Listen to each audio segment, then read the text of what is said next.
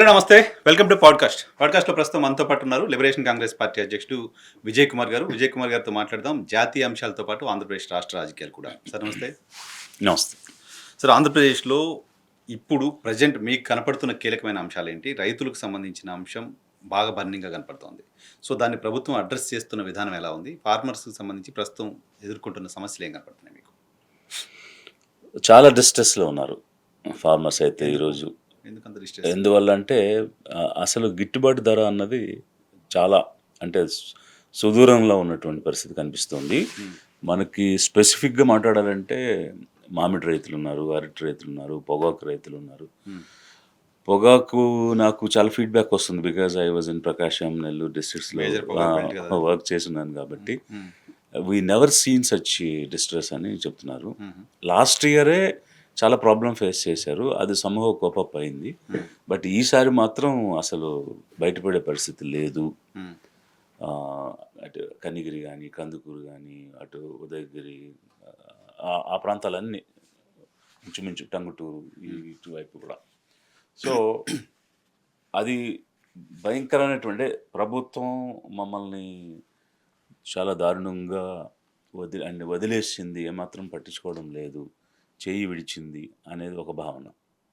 మరొక వైపు ప్యాడీ వరి వేసేటువంటి వాళ్ళలో కూడా ఉన్న సమస్య ఏంటంటే ఎల్నినో ఉంది అనే అంశం గత 6 నెలల నుంచి ఇంకా ముందు నుంచే ప్రెడిక్షన్స్ వస్తూ ఉన్నాయి.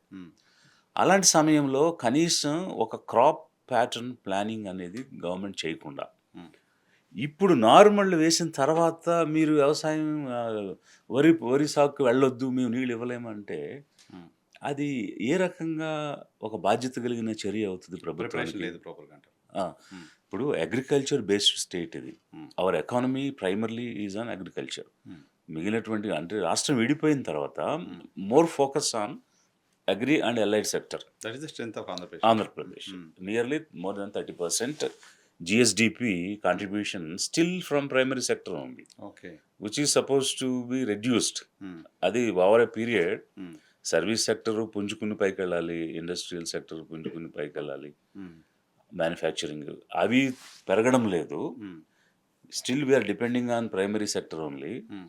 అయినా కూడా శ్రద్ధగా దాని మీద ఒక ముందస్తు ప్రణాళిక తయారు చేసుకుని ఈ సంవత్సరం ఉన్నటువంటి వర్షాభావ పరిస్థితుల్లో ఎలాంటి పంటలకు వెళ్ళాలి అని అట్లీస్ట్ ప్రభుత్వం తన ఆలోచన చెప్పాలి కదా. ఏం చేసి ఉండాలి, ఎంతమంది వింటారు అనేది తర్వాత విషయం. ఏం చేసి ఉండాల్సింది సార్ ప్రభుత్వం ధరల విషయంలో అయితే ఇప్పుడు ఎంఎస్పి ఇవ్వాలి కదా. కేంద్రంలో రాష్ట్రంలో ఒకే ప్రభుత్వం ఉంది, ఎన్డీఏ సర్కారు, డబుల్ ఇంజిన్ సర్కారు.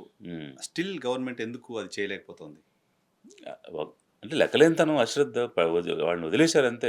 వాళ్ళు మార్కెట్ ఫోర్సెస్ దాని ప్రకారంగా పనిచేసుకుంటూ పోతాయి అనేది వాళ్ళ ఉద్దేశం అనుకోవాల్సి వస్తుంది. ఎందువల్ల అంటే ఇప్పుడు మీకు రైతుల మీద శ్రద్ధ ఉంటే ఖచ్చితంగా మీరు ప్రకటించినటువంటి ఎంఎస్పి ప్రకారం మార్కెట్లో అవైలబిలిటీ లేనప్పుడు, అంటే ఆ ధర రానప్పుడు మీరు సెంటర్స్ పెట్టాలి కదా, పర్చేసింగ్ సెంటర్స్ పెట్టి కొనాలి కదా. కొనుగోలు కేంద్రాల ద్వారా ఆ ధర రైతుకి అందే విధంగా చర్యలు తీసుకోవాలి. అలా చాలాసార్లు తీసుకున్నారు కదా, చాలా ప్రభుత్వాలు తీసుకున్నాయి కదా. అది ప్రాక్టీస్గా ఉంది ప్రభుత్వాలు ఉంది. బట్ ఈరోజు ఒక్కొక్క సెక్టర్ సంబంధించిన రైతు సఫర్ అవుతున్నప్పుడు అది చేయకపోవడం అనేటువంటిది అలసత్వం, లెక్కలేనితనం, రైతుల్ని పట్టించుకోకపోవడం. సో ప్రభుత్వానికి అంతకంటే ప్రయారిటీ ఏముంటాయి సార్? ప్రభుత్వంపై మీరు చేస్తున్న విమర్శ అది నిజంగానే మీకు అలా కనపడుతుంది? మీరు బ్యూరోక్రసీలో పనిచేశారు. ప్రభుత్వం ఓ మేజర్ సెక్షన్ని 30% జిఎస్డిపిలో కాంట్రిబ్యూట్ చేస్తున్న సెక్షన్ని వదిలేసి పట్టించుకోకుండా వేరే ఇంకేం చేస్తుంది? అంటే ఫోకస్ లేదు. ఇట్స్ ప్యూర్లీ లాస్ట్ ఇయర్ పొగాకు ప్రాబ్లం వచ్చింది, ధర ఈ ఏడు వచ్చింది. మామిడి కూడా వచ్చింది. అరటి మామిడి లాస్ట్ ఇయర్ వచ్చింది, ఈ ఇయర్ వచ్చింది. మిర్చి వచ్చింది. సో రీసెంట్గా మొక్కజొన్నకు సంబంధించిన ధర గురించి కూడా గొడవ చూసాం ఆంధ్రప్రదేశ్ రాష్ట్రంలో. ఎందుకు కంటిన్యూస్గా ఇది ఒకసారి తెలియదు కాదు కదా గవర్నమెంట్కి ఇంటెలిజెన్స్ ఉంటుంది. అది కూడా రైతులు రోడ్ల మీదకి వచ్చి గొడవలు చేసిన తర్వాత గిట్టుబాటు ధర రావట్లేదని పంటలు రోడ్డు మీద వేసి తొక్కించడం, కాల్చడం చేస్తున్న తర్వాత, ఎరువులు అందడం లేదని క్యూలు కట్టి ధర్నాలు చేసిన తర్వాత అప్పుడు రియాక్ట్ అవుతుంది. సో ఈ ఇన్సిడెంట్స్ని బట్టి మీకు కనిపించడం లేదా? అంటే ప్రోయాక్టివ్గా ఫార్మర్స్ రైతుల వైపు ప్రభుత్వం ఉండి ఏ సమయానికి ఆ నిర్ణయం తీసుకుని ముందుకు వెళ్ళే క్రమంలో పూర్తిగా విఫలమవుతుంది అనేది ఈ అంశాలను బట్టి మీరు గ్రహించవచ్చు కదా. సో వాళ్ళ ఫోకస్ అంతా ఎల్స్వేర్ ఉందనేటువంటిది. ఎల్స్వేర్ అంటే ఎక్కడ? ఎల్స్వేర్ అంటే ఆంధ్రప్రదేశ్. ఏ అంటే అమరావతి, పి అంటే పోలవరం. ఉందా కనీసం ఆ రెండింటి పేరైనా? అమరావతి, పోలవరం పూర్తవుతాయా? అదైతే నేను ఆల్రెడీ గతంలో కూడా ఆ! చెప్పున్నాను. హ్మ్. అమరావతి అనేదైతే మనం మన జనరేషన్ చూడలేము. హుహు. మీ జనరేషన్, తర్వాత జనరేషన్ కూడా డౌట్‌ఫుల్లే. హ్మ్. That is number 1. Number 2 Polavaram అన్నది సో, ఆయన పీఎం గారు చెప్పినట్టు అది ఏటీఎంగా పనికొస్తుంది తప్ప నీళ్ళిచ్చే ప్రాజెక్ట్‌గా అయితే కనిపించడం లేదు. 27కి నేను రెడీ చేస్తానని చెప్తున్నారు చంద్రబాబు నాయుడు గారు. కరెక్ట్. హ్మ్. బట్ ఇప్పుడు 21 27 19కి ముందే చేస్తామని వాళ్ళు చెప్పారు. 21కి చేస్తామని వైసీపీ చెప్పింది. హ్మ్. దానిని మళ్ళీ 23కి మార్చారు. ఇప్పుడు ఈయన 27 డిసెంబర్ అని చెప్తున్నారు. హ్మ్. అంటే 2028. హ్మ్. సో, ఎలక్షన్స్‌కి ముందు ఏదో రకంగా ఓపెన్ చేస్తామని చెప్తున్నారు. హ్మ్. కాన్ఫిడెన్స్ పోయింది. Hmm. Because of so many postponements. హుహు. హుహు. డేట్స్ అలా జరుపుకుంటూ వెళ్ళడం వల్ల. హ్మ్. పని జరుగుతున్న విధానం గూడా అంత ఎంకరేజింగ్‌గా లేనందువల్ల. హుహు. ఇది ఒక వైపు. హ్మ్. మరొక వైపు రాష్ట్రంలో జరగాల్సిన డెవలప్‌మెంట్ అంతా హ్మ్. వదిలేసి హ్మ్. అమరావతి మీదే ఫోకస్ ఉంది అనే భావన రాష్ట్ర ప్రజల్లో ఉంది ఈరోజు. అమరావతి పైన ఫోకస్ ఉంది. రాష్ట్రాన్ని వదిలేసారని ఎట్లా చెప్తారు? అమరావతి ఫోకస్ పెట్టాల్సిందే. వాళ్ళు ప్రయారిటీగా చెప్పుకున్నారు కదా! ఏపీ అమరావతి మీరిప్పుడు ప్రాజెక్ట్. రాష్ట్రంలోకి వెళ్ళండి. గ్రా తిరగండి రాష్ట్రంలో. హ్మ్. ఏ ఏ రోడ్డు వరదీగా ఉన్నాయి? రోడ్లు బాలేవు. రోడ్లన్నీ గవర్నమెంట్ రాగానే రోడ్లు చాలా బాగు చేసేసాం. సెపరేట్ బడ్జెట్ ఇచ్చాం. రోడ్లన్నీ మెరిసిపోతున్నాయని చాలా సోషల్ మీడియాలో ఫోటోస్ కూడా చూసాను సార్ నేను. అదే ఎక్కడైనా ఒకటి వేసి దాన్ని ఫోటోలు తీసి సర్క్యులేట్ చేయొచ్చు. లేకపోతే ఆర్టిఫిషియల్ ఇంటెలిజెన్స్ వాడి సర్క్యులేట్ చేయొచ్చు. హ్మ్. బట్ ఫీల్డ్‌లోకి వెళ్లి చూస్తే ఎక్కడా కూడా మనం అనుకున్న టైంకి రీచ్ కాలేము. హుహు. సో, అది బికాస్ ఆఫ్ అంటే చాలా చాలా గుంతలు ఉండడం, పాడైపోవడం ఇవన్నీ. అందులో ఇప్పుడు వర్షాకాలం వస్తుంది. హ్మ్. సో, జనరలీ ఈ రెయినీ సీజన్‌లో రోడ్లు పాడవడం సహజంగా జరుగుద్ది. హ్మ్. దానికి కంటింజెన్సీ ప్లాన్ ఉంటుంది. హ్మ్. రిపేర్ చేయడం, తర్వాత రీలే చేయడం ఇట్లాంటివన్నీ జరుగుతాయి. హ్మ్. బట్ అలాంటిది జరుగుంటే ఇప్పుడు టెక్నాలజీ మారిన తర్వాత హ్మ్. ఈ మధ్య మనం ఏదైనా రోడ్ కాంట్రాక్ట్ ఇస్తే హ్మ్. సర్టెన్ 7 ఇయర్స్ నుంచి 10 ఇయర్స్ మెయింటైన్ చేసే విధంగా. మెయింటైన్ చేసే విధంగా. అంటే నిజంగా కూడా పాడవదు. హ్మ్. మీరు ఆ టెక్నాలజీ వాడి హ్మ్. ఇప్పుడున్నటువంటి ఎస్ఓపీస్ పాటిస్తే హ్మ్. అంత తొందరగా పోదు. హుహు. ఎందుకంటే ఇప్పుడు మా విలేజ్ కొల్లేరు సైడ్ ఉంటుంది. హ్మ్. అది నేషనల్ హైవే గుండుగోల నుంచి లోపలికెళ్తాం. హ్మ్. ఒక వెంకట్రావు కాంట్రాక్టర్ చేశాడు. ఎప్పుడో హ్మ్. నియర్లీ 8, 9 ఇయర్స్ అయింది. హ్మ్. చాలా చక్కగా ఏశాడు. పగడ్బందీగా వేశాడు. హ్మ్. ఈ రోజుకి కూడా గుంత పడలేదు ఆ ప్రాంతంలో. 8 ఇయర్స్ నుంచి. 8 ఇయర్స్ నుంచి. గ్రేట్ అండ్ కదా! It is black soil. Kolleru area అంటే మొత్తం డెల్టా. డెల్టా అటుపక్క కెనాలు, ఇటుపక్క బోధులుంటాయి. హ్మ్. వెళ్ళే ఛానెల్స్ ఉంటాయి. హ్మ్. అండ్ అంతా ప్యాడీ, చెరువులు. హ్మ్. ఎటు చూసినా నీళ్ళే. స్టిల్ మధ్యలో రోడ్డు. స్టిల్ రోడ్ ఉంది. Still it is there. ఆ ఒక్క స్ట్రెచ్చే. హుహు. అతను 7 కిలోమీటర్స్ వేశాడు. ఆ 7 కిలోమీటర్స్ మాత్రం అలాగుంది. హుహు. హుహు. సో, ఇంకా అయిపోయింది. ఇప్పుడు దాని టైం గూడా అయిపోయింది. ఎనీ డే అది గూడా లేచిపోద్దిక. అయిపోతది. ఆహాహాహా! అంటే అతను ఈ గ్యారంటీ పీరియడ్ దాటిందింక. ఓకే. ఓకే. సో, అట్లా ఏదైనా నిజాయితీగా గట్టిగా పనిచేస్తే ఉంటాయి. హ్మ్. బట్ ఆ రకంగా ఎక్కడ పని చేస్తున్నారు? హ్మ్. ప్రతి దానిలోనూ ముడుపులు గదా! హ్మ్. హ్మ్. సో, హ్మ్. సర్టెన్ పర్సెంటేజ్‌లు గదా! హ్మ్.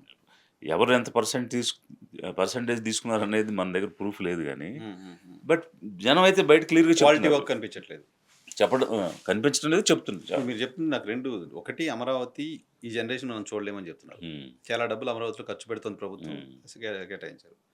ఇంకో పక్క డబ్బులన్నీ అమరావతిలో పెడుతున్నారో, లేపోతే మిగతా చోట్ల డెవలప్‌మెంట్ మీద కాన్సంట్రేట్ చేయట్లేదో తెలీదు గానీ, రోడ్లు, ఇన్‌ఫ్రాస్ట్రక్చర్ బాలేదని చెప్తున్నారు. సో, అప్పుడు అదన్నా అమరావతన్నా బాగుండాలి. ఇవన్నా బాగుండాలి కదా! 2 లేకుండా ఎలా? ఇప్పుడు అమరావతిలో మామూలుగా ఒక 8,00,00,000 పర్ కిలోమీటర్ హ్మ్. మనం 4 లేన్ రోడ్స్ వేస్తే అయ్యేది. హ్మ్. ఇక్కడ దానికి డబుల్, ట్రిపుల్ ఎక్స్‌పెండిచర్ చేస్తున్నారు కదా! హ్మ్. హ్మ్. హ్మ్. సో, దీనివల్ల ఏమవుతుంది ఇప్పుడు ఆ మనీ హ్మ్. స్టేట్ డెవలప్‌మెంట్‌కి వాడితే. హ్మ్. అంటే నేను ఇక్కడ స్టేట్ డెవలప్‌మెంట్ అంటే ఒక రోడ్స్ అనే కాదు. హ్మ్.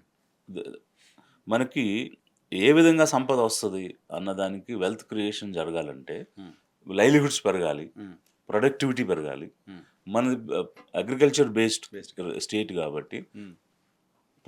ప్రొడక్షన్ రావాలి. హ్మ్. ప్రొడక్షన్ రావాలంటే పంటలు పండాలి. పంటలు పండాలంటే నీళ్లు కావాలి. హ్మ్. ఆ నీళ్ళు ఇచ్చే ప్రాజెక్ట్స్ మీద ఎక్కడ ఇన్వెస్ట్ చేస్తున్నారు? హ్మ్. ఇప్పుడు వెలిగండ ప్రాజెక్ట్ తీసుకోండి. లేకపోతే రాయలసీమ ప్రాజెక్ట్స్ తీసుకోండి. సో మెనీ ఆంధ్రిని, గాలేరు ఇట్లా అనేక నేమ్స్ ఉన్నాయి కదా! హ్మ్. ఇవన్నీ ఈవెన్ హ్మ్. ఉత్తరాంధ్రలో కూడా. ఆ ప్రాజెక్ట్స్‌కి బడ్జెట్‌లో కేటాయింపు చేశామని చెప్పిన ఫిగర్ కూడా హ్మ్. ఎక్స్‌పెండిచర్ లేదు. Okay. Then how can you expect that project will get completed? ప్రాజెక్ట్‌లు అసలు పట్టించుకోవట్లేదు. అంటే రెస్ట్ ఆఫ్ మన పోలవరం గురించి మాట్లాడుతున్నాం కానీ మిగతా ప్రాజెక్ట్‌లు ఆ! నిధులు కేటాయింపు లేదు, పనులు జరగట్లేదు. కేటాయించిన మేరకు ఖర్చు లేదు. హుహు. హుహు. ఫస్ట్ ఆఫ్ ఆల్ కేటాయింపులే తక్కువ. తక్కువగా ఉన్నాయి. హ్మ్. ఆ మేరకు ఖర్చులు లేవు. హుహు. అవి ఎప్పుడు పూర్తవ్వాలి? ఎప్పుడు నీరివ్వాలి? ఎప్పుడు రైతు పంట పండించాలి? ప్రొడక్టివిటీకి రావాలి. హ్మ్. సో, ఉత్పత్తి లేనప్పుడు హ్మ్. సర్క్యులేషన్ ఎట్లా ఉంటుంది? హుహు. ఈరోజు అన్ని రంగాలు కూడా కుదేలైపోయిన పరిస్థితి కనిపిస్తుంది ఆంధ్రప్రదేశ్‌లో. హుహు. ఎకానమీ పాయింట్ ఆఫ్ వ్యూలో. హ్మ్.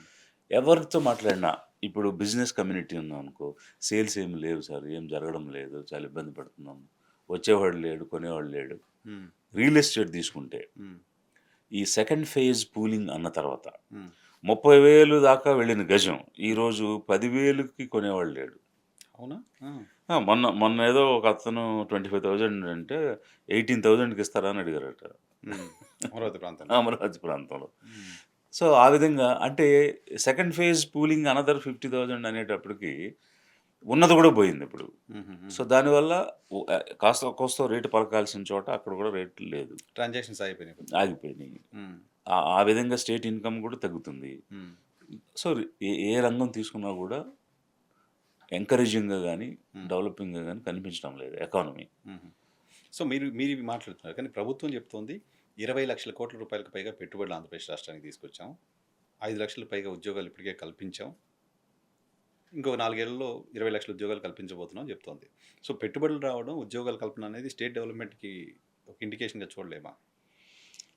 ఇప్పుడు రీసెంట్ ఇన్ఫర్మేషన్ పార్లమెంట్ చూస్తే 1,00,00,000 కూడా రాలేదు ఇన్వెస్ట్‌మెంట్ అనేది ఒకవైపు. హ్మ్.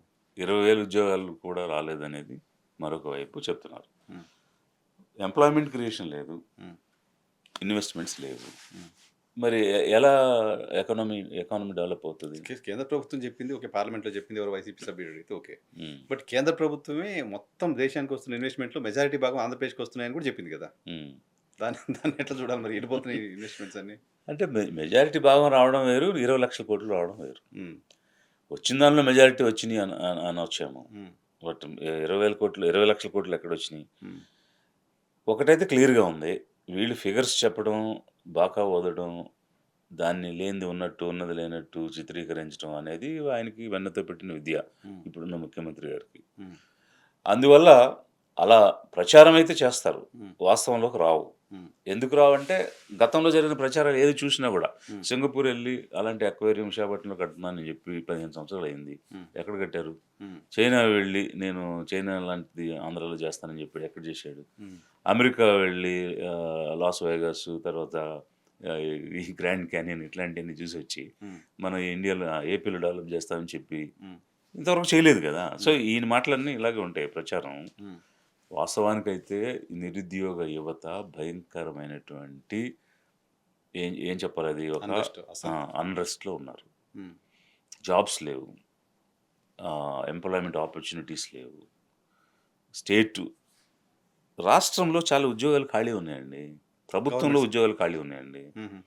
వాళ్ళు నింపటం లేదు. హ్మ్. కేవలం ఔట్‌సోర్సింగ్ విధానం తప్ప హ్మ్. పర్మనెంట్ ఎంప్లాయ్‌మెంట్ క్రియేట్ చేయడం లేదు. ఎందుకు సార్ గత ప్రభుత్వంలో ఒక్క డీఎస్సీ కూడా పడలేదు. ప్రభుత్వం వచ్చిన తర్వాత 16,000 ఉద్యోగాలు డీఎస్సీలో నింపారు కదా! ఉద్యోగ కల్పనే కదా! 16,000 కొత్త ఉద్యోగాలు ప్రభుత్వ రంగంలో ఇచ్చినట్టే కదా! 1,60,000 ఉద్యోగాలున్నాయండి. 1,60,000 ఖాళీ ఉన్నాయి. హ్మ్. ఓహ్! మీరు 16,000 ఇచ్చారని చెప్తున్నారు. హ్మ్. డిపార్ట్‌మెంట్ వైస్ చూస్తే అంటే నేను ఒక ఉజ్జాయింపు ఫిగర్ చెప్పాను. It can be more or it can be less. Hmm. This way or that way. అంటే కనీసంగా అంటే 1,00,000 ఉద్యోగాల పైనైతే ఖాళీగా ఖచ్చితంగా ఆంధ్రప్రదేశ్ రాష్ట్రంలో ఉన్నాయి. ప్రభుత్వంలోనే ఉన్నాయి. మళ్ళీ రిటైర్మెంట్స్ ఉంటాయి. ప్రతి ఏటా రిటైర్మెంట్స్ ఉన్నాయి కదా! ఆ! హ్మ్. మరి అవేవి నింపకుండా హ్మ్. వీళ్ళు మ్ మాటలు చెప్తున్నారు 99 పైసలకి భూములిస్తామని ప్రచారం చేసుకుంటున్నారు అంతే. హ్మ్. రియాలిటీలో ఆ బెనిఫిట్ రావట్లే. అందుకనే పబ్లిక్‌లో భయంకరమైన అసంతృప్తి ఉంది. హుహు. ఎందువల్ల అసంతృప్తి ఉందంటే, వీళ్ళు చెప్తున్న మాటలకి, జరుగుతున్న పనులకి పొంతన లేదు. హుహు. అది ఏది రియలైజ్ అవ్వకపోయేటప్పటికి ఏ ఏంటి మనం వింటుందేంటి, చూస్తున్న జరుగుతుందేంటి అనే ఆ గ్యాప్ బాగా ఉంది ఈరోజు స్టేట్‌లో. హుహు. హుహు. గూగుల్ డేటా సెంటర్ గురించి చెప్తున్నారు. ఇంకా చాలా కంపెనీస్ రాబోతున్నాయని చెప్తున్నారు. నారా లోకేష్ గారు చెప్తున్నారు. ఆంధ్రప్రదేశ్ యువత ఉద్యోగాల కోసం ఇంకో రాష్ట్రం వెళ్ళే పరిస్థితి ఉండదు. వేరే రాష్ట్రాల నుంచి మన దగ్గరికి వస్తున్నారు అని. Google data centre, Adani data centre మీద హ్మ్. చాలా భయంకరమైనటువంటి ప్రాబ్లమ్స్ ఉన్నాయి. హ్మ్.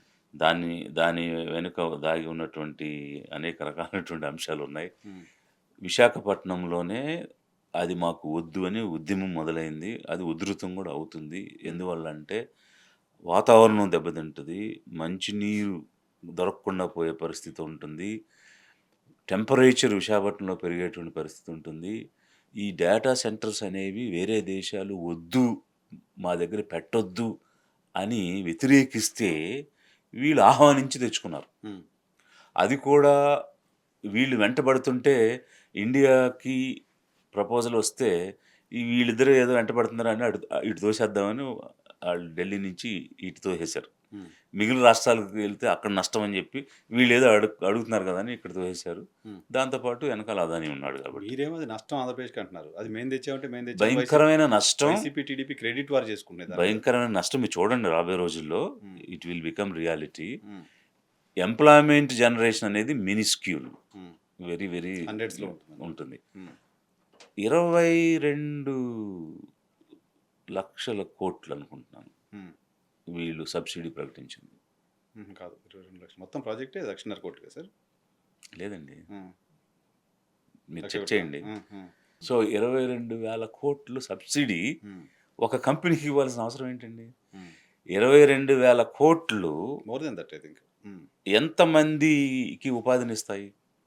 నీకక్కడ 10,000 కూడా ఉపాధి. 22,000 ఎక్కడ? 10,000 మంది జనం ఎక్కడ? హ్మ్. హ్మ్. హ్మ్. సో, గవర్నమెంటు మనం కట్టిన డబ్బుని ఒక కంపెనీకి ఇచ్చేయడానికి సిద్ధపడింది. హ్మ్. ఆ జియో చెక్ చేస్తే. హ్మ్. సో, మరి 22,000 క్రోర్స్ ఉచితంగా సబ్సిడీగా ఇస్తుంది. హ్మ్. ఇంకా వాడొచ్చి చేసేదేంటి? వాడు బాగుపడటానికి, ఒక ప్రైవేట్ వాడు బాగుపడటానికి, వాడి బ్యాలెన్స్ షీట్‌లో వేల కోట్లు రావడానికి ఇచ్చే పని తప్ప, హ్మ్. నిజంగా ఒక 10,000 జాబ్స్ వస్తాయి ఫర్ ఎగ్జాంపుల్. హ్మ్. అంటే at what cost 22,000 crores you are giving? మీరు ఇప్పుడు కాస్ట్ ఎకనామిక్స్ చూస్తే హ్మ్. 10,000 మందికి నెలకి 30,000 జీతం ఇస్తే సంవత్సరానికి ఎంత అవుద్ది? ఎన్ని సంవత్సరాలు ఇస్తే 22,000 అవుద్ది? హ్మ్. అలా కౌంట్ చేస్తే ఇంకా అది. మరి అలాంటప్పుడు అసలు ఒక పక్కేమో భూమి. హ్మ్. అనకాపల్లి జిల్లా, విశాఖపట్నం జిల్లా hmm. Nearly 400 odd acres. Hmm. Figures ఎగ్జాక్ట్‌గా గుర్తుపెట్టుకోలేదు. హ్మ్. ఆహ్, ఏకర్స్ ల్యాండ్ ఇస్తున్నారు. Hmm. Land cost itself is something around 400 crores కదా! హ్మ్. ఈవెన్ ₹1,00,00,000 ఏసుకున్నా కూడా. హ్మ్. మరి అంత అంత భూమి ఇచ్చి, ఇంత సబ్సిడీ ఇచ్చి ఏమిటి అంటే సాధించేది? మొత్తం అందరికి ఆంధ్రప్రదేశ్ రాష్ట్రంలో అధికార పార్టీకి, ప్రతిపక్షానికి అది డెవలప్‌మెంట్‌గా కనపడుతుంటే, మీలాంటి వాళ్ళు కొంతమందికో, అక్కడున్న కొంతమంది కమ్యూనిస్టులకో అది తిరోగమనంగా ఎందుకు కనిపిస్తోంది? నష్టం కలిగించేది ఎందుకు సీ కనిపిస్తుంది అని? వి not encourage only Andhra Pradesh state government. చాలా గవర్నమెంట్స్ భూములు ఇస్తున్నాయి. చాలా గవర్నమెంట్ ఇన్సెంటివ్స్ ఇస్తున్నాయి. వి ఎంకరేజ్ సస్టైనబుల్ డెవలప్‌మెంట్. హ్మ్. So, sustainable development is one. Economic development without compromising environment protection. హ్మ్. సో, ఇక్కడ మీరు ఒక ఎకనామిక్ డెవలప్‌మెంటే చూస్తే సరిపోదు. ఎన్విరాన్మెంటల్ ప్రొటెక్షన్ కూడా చూడాలి. That is sustainable development. హ్మ్. అంటే సుస్థిరమైన అభివృద్ధి అవుతుందది. హ్మ్. అదర్‌వైజ్ ఆ అభివృద్ధి నిలబడదు. ఓకే. ఆ విధంగా మనం చూసినప్పుడు ఇక్కడ వార్మింగ్ అనేది జరుగుద్ది అక్కడ. హ్మ్. వేడి ఉత్పత్తి అనేది జరుగుద్ది. హ్మ్. ముడిసర్లోవలో విశాఖపట్నంలో ముడిసర్లోవ చెరువు ఉంది. హ్మ్. అది సిటీకి వాటర్ ఇస్తది. హ్మ్. సరే ఆ వాటర్ రావడానికి ఏలేరు ప్రాజెక్ట్ నుంచి తెస్తున్నారు. దాని దాని తర్వాత పైన పోలవరం కెనాల్ నుంచి తెస్తున్నారు. హ్మ్. ఇవన్నీ విశాఖపట్నం సిటీకితో పాటు అక్కడ ఉన్నటువంటి ఇండస్ట్రియల్ ఎస్టేట్స్‌కి వాటర్ ఇవ్వడానికి ప్లాన్ చేశారు. పోలవరం ప్రాజెక్ట్‌లో లెఫ్ట్, రైట్ కెనాల్స్. హ్మ్. అంతకుముందు ఏలేరు నుంచి వచ్చాయి నీళ్లు. హ్మ్. ముడసర్లో పక్కనే ఇది పెట్టడానికి వాళ్ళు ప్లాన్ చేశారు. ఓహో! హ్మ్. ఓకే. Water body. వాటర్ బాడీయే కాదు మీకు టెంపరేచర్ పెరుగుద్దండి. హ్మ్. విశాఖపట్నం సిటీలో భయంకరమైనటువంటి క్లైమేట్ చేంజ్ కనిపిస్తది దీనివల్ల. హ్మ్. అక్కడ నివసించే వాళ్ళు చాలా ప్రమాదానికి గురవుతారు. హ్మ్. ఆ రియలైజేషన్ వచ్చింది కాబట్టే స్లోలీ మూవ్‌మెంట్ బిల్డ్ అవుతుంది. హుహు. వచ్చే ఎంప్లాయ్‌మెంట్ చాలా తక్కువ. హుహు. బట్ జరిగే నష్టం చాలా ఎక్కువ. హుహు. ఓకే. సో, హ్మ్. డెవలప్‌మెంట్‌గా దాన్ని సెలబ్రేట్ చేసుకునే పరిస్థితి ఉన్నది as of now. As of now అటువంటి వాతావరణం ఖచ్చితంగా ఉందా? కాదు. Hmm. I will come with more details. Okay. ఒకసారి హ్మ్. మనం దాని గురించి సెపరేట్‌గా డిస్కస్ చేద్దాం సార్. అది హ్మ్. తెలవాలి కూడా జనం. హ్మ్. తర్వాత మీరు చాలా కాలంగా మాట్లాడుతున్న అంశం దళిత క్రిస్టియన్‌లకు సంబంధించిన అంశం పైన సుప్రీంకోర్టు మళ్ళీ కామెంట్ చేసింది. వాళ్ళకి ఎస్సీ హోదా ఉండదు అని. అది తెలిసిన విషయమే. 80, 76 సంవత్సరాలుగా తెలిసిన విషయమే అది. అంటే వీళ్ళు మొన్న ఇచ్చిన జడ్జిమెంట్ మీద రివ్యూ వేశారు. హ్మ్. మేము ఆల్రెడీ చెప్పాం ఇందులో రివ్యూ చేయడానికి ఏమి లేదు.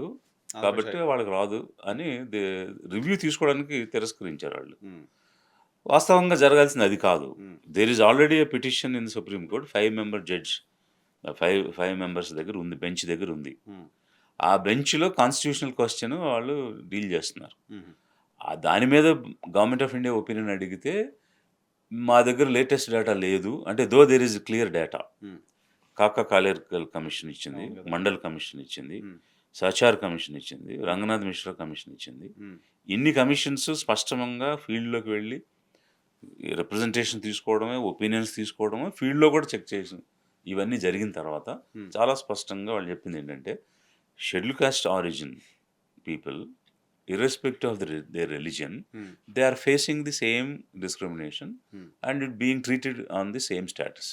ఒకే పెడెస్టల్లో ఉన్నారు వీళ్ళు. మతం మారినంత మాత్రాన వాళ్ళ కులం మారలేదు. They are being treated same irrespective of their conversion, whether they converted into Islam or Christianity, whatever it is. అది క్లియర్గా ఈ కమిషన్స్ అన్ని చెప్పినాయి. చెప్పిన తర్వాత కూడా బీజేపీ ఇష్టం లేదు కాబట్టే ఇంకో కమిషన్ వేస్తామని చెప్పింది అని మా యొక్క ఆరోపణ. కేజీ బాలకృష్ణన్ జస్టిస్ కమిషన్ వేశారు. తీసుకున్నా కదా ఒపీనియన్. అది వెళ్ళాం, మేము కూడా ఇచ్చాము. వాళ్ళు ఒపీనియన్ ఇచ్చినప్పుడే మాకు వ్యతిరేకంగా ఆర్గ్యూ చేశారు. అవునా?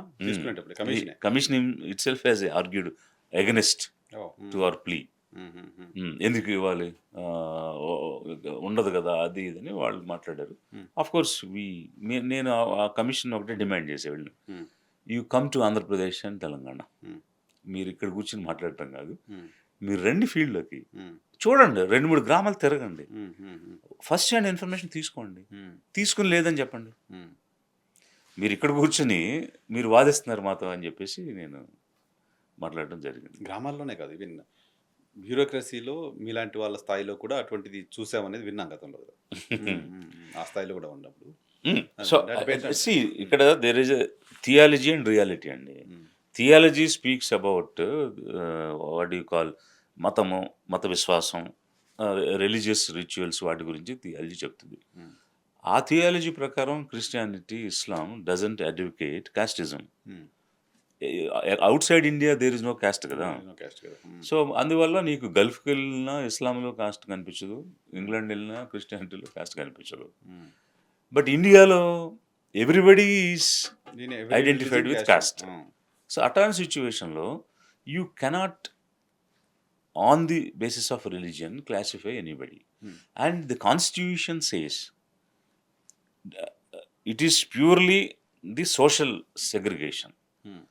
ఎనీ బెనిఫిట్ మీరు ఇచ్చేది ఏదైనా కూడా through law, religion is not a criteria, is not a qualification.